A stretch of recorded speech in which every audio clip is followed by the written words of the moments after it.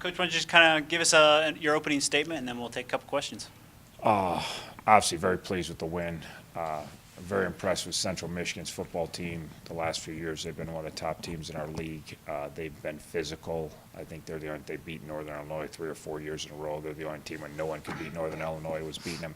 Obviously, knew going in, Cooper Rush has been a fantastic football player in this league and very difficult to stop. Big and physical, well coached, so we knew we were going to have to play our best football, and we certainly did. We really, really played a good football game. I'm not, as you know, from many of these days, I don't really like to tell you what didn't happen. I like to tell you what did happen, and I'll tell you when we stink, and we've stunk for a long time around here. But defensively was not displeased. I know they got 17 the first half. I know they had a bunch of yards. I still felt like we were making them earn it, and they were earning it. A lot of it has to do with they have some good skilled guys, and they got a really good quarterback. Their O-line did a really good job against our D-line in the first half and gave Cooper Rush tons of time. And we knew when you get that kid time, it's even if you cover him close, which I felt like our coverage was good, throwing the ball in the tight windows, he was making a bunch of plays. Obviously, our offense was fantastic in the first half. That's why we have a 20-17 lead. But I did not feel bad at halftime. We talked about we got to get our pass rush going. We can't let that kid sit back there. And then, second half starts off with obviously a bang with Kenny, a big run. We get a huge hole, get him on the back end, and he's showing that if we can get him to the back end, he can make some big things happen. And then defense immediately gets a holding penalty. One of our D linemen's getting free, gets dragged to the ground. That puts him off schedule. We have a beautiful drive for a field goal.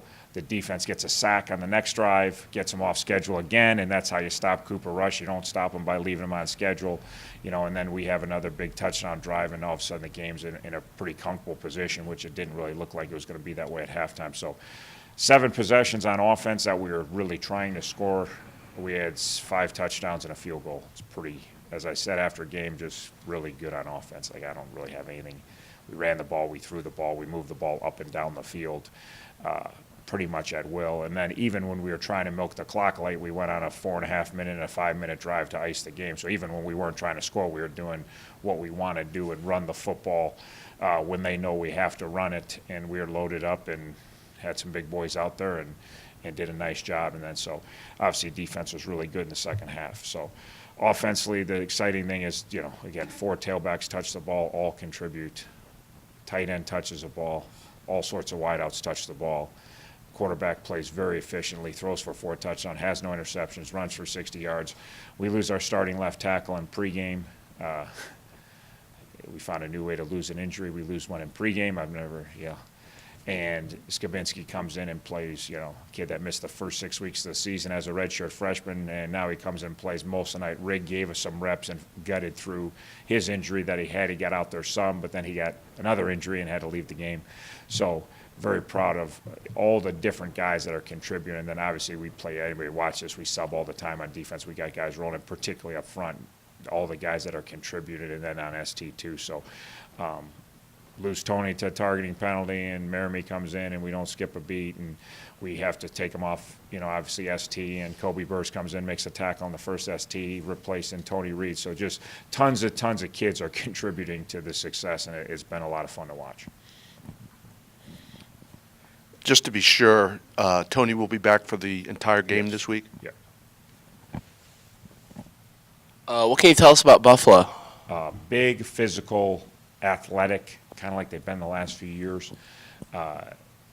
Offensively, tailback is a great player. He killed 2 years ago up there. He ran wild on us. It was bad. He's run wild on a lot of people. So, but really, really good player. Has been a really good player in this league for a few years. Freshman quarterback that's 6'7", got a rifle. I was shocked at how athletic. He's really athletic. Like, the kid is fast at 6'7". Like, I'd seen him enough just on crossover tapes, but I hadn't really studied him. Now that I study him, so very, very intriguing athlete at 6'7" who can hum the ball and run zone read with. I didn't realize they run as much zone read as they are with the kid, and so he's a super talented kid. I think they're a lot like us in some ways, just trying to find that consistency. You can watch even within games and see a varied level of play. Like we talk about a lot about our guys, that there's sometimes in games we look really good, and there's other times we look like we're not playing the game as technically or as efficiently as we like, and they got a lot of young guys too, like us. So I think we're kind of mirrored. I know we've been on a little bit better roll, but they kind of, 2 weeks ago, they got Akron. Akron beats us by 21 points. They run Akron out of the building. So they're certainly talented, young group of kids. They have enough older guys too, but like us, we got some older guys, but they're, I think, searching for their consistency to play all the time the way we know they're capable of playing.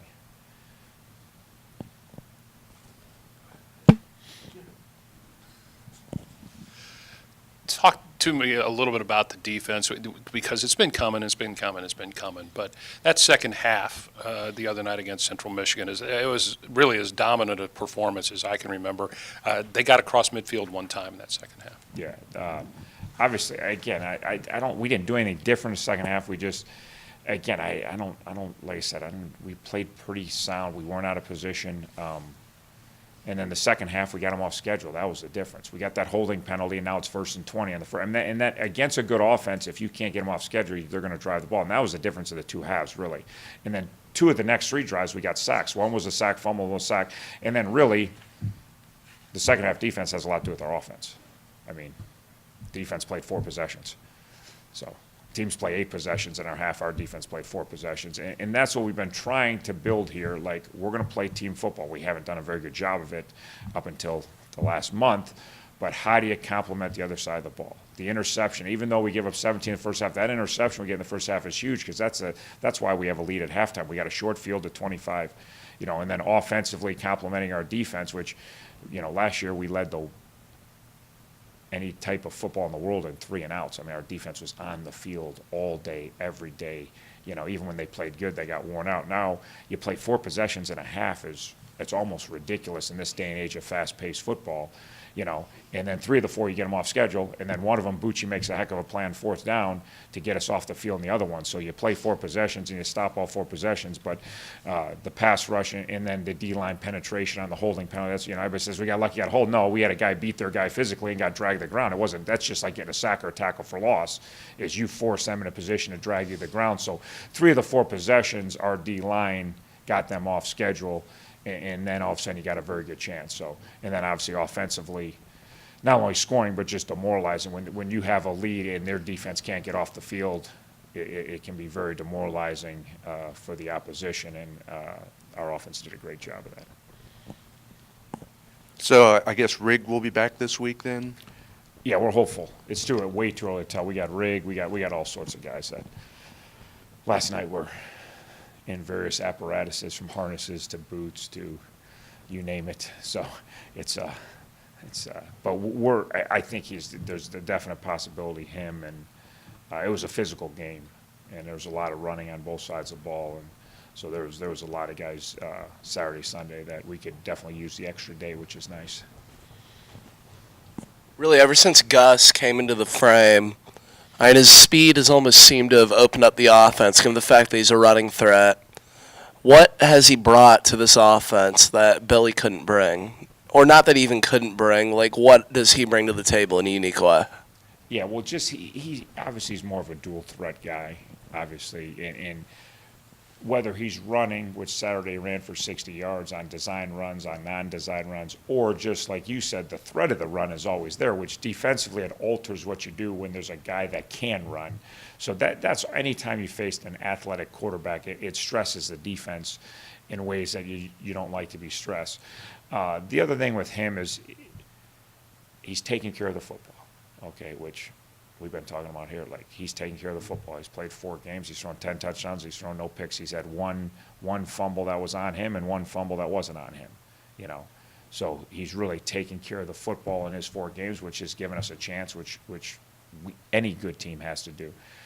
The other piece for him that he brings to the table is just he's as competitive a kid, as you're going to be around. And that not just his play, because that what makes him a talented player, but it bleeds through your football team, not just your offense, but your defense. But like he brings that extra element to your football team that's really hard to find, And I told my wife after the game, we got home, and obviously everybody was happy, and I asked her, and she's watched a lot of football games for the last 25 years, and it's like, I said, who do you remind you of tonight? And she's like, Cullen. I said, yeah. So I had a similar type, not exactly, but a similar type quarterback at Grand Valley back in the day that just played like a linebacker. We run a quarterback draw on 3rd and 15. He's getting met by a linebacker and a safety at about 8 yards. He's not getting the first down. And when the carnage was left, he had fallen forward for about 3 yards, and there's 2 guys on their team laying on their backs. And in a situation where you know you're not getting the first down, I get it if you're at 8 yards and you need 9 and you put your shoulder down. But it doesn't matter. That's just how God made, and that's the same way Finnerty. We're like, Finnerty's going to try to run over you. Finnerty's going to try to win the plan every down, and it bled to our football team. And watching Gus Saturday, there's many times during the game I'm like, I've seen this guy before. Like, I had a crazy horse once play this game and played very similar, a little bit out of control style and in-your-face style. So it's his competitiveness really helps not only him be a great player, but helps our whole football team just being around him and the belief he has in the success our team's going to have. So it's been huge for us. The other piece, too, is Gus comes back in the fray at the same time that Jared Murphy comes back and Rakeem Williams comes back and Kenny Young comes back and Maurice Thomas comes back. So a lot of it certainly in the win streak, Gus has been a major part of it. Everybody who's watched our games know he's been a major part of our win streak. And Saturday night was his best game by far. But he also comes back, and we get our probably 4 best skill guys or 4 of our 5 best skill guys back at the same time. And obviously everybody knows what Rowe and Murph and Kenny and Maurice have been doing recently. And so we not only, we're shuffling the boat at quarterback there for a few weeks, we were also playing shorthanded around them, so it makes a big difference. We've been getting healthier, and when we were 0-6, we felt like we were way better. We felt like we hadn't played close to a full deck all year long. And I know everybody has injuries, but people don't have injuries like we had. That was insane. And now all of a sudden you get these guys back, and Kenny Young's impacting every game, and Maurice Thomas is impacting every game, and Murph didn't have as big a game this week, but he had a huge game, and Rowe got us off to a great start with huge plays early, and just it gives us the weapons necessary for a quarterback to be successful. All right, I think we're good, Coach. All right, thank you.